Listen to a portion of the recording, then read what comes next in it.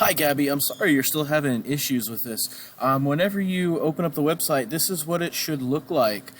This platform.everfi.net. Your sign in should be here.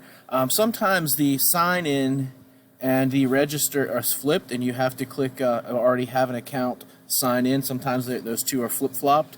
But either way, if you click down here where this says register, sometimes like I said, sometimes they're just flipped. You should get this login, and I'll just grab, this is just a fake account that I used.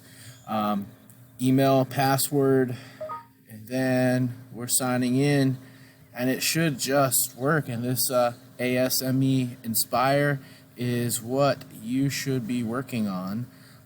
Again, it should just work. Make sure you're using Chrome and not Firefox or Safari. Make sure you're going to the correct website.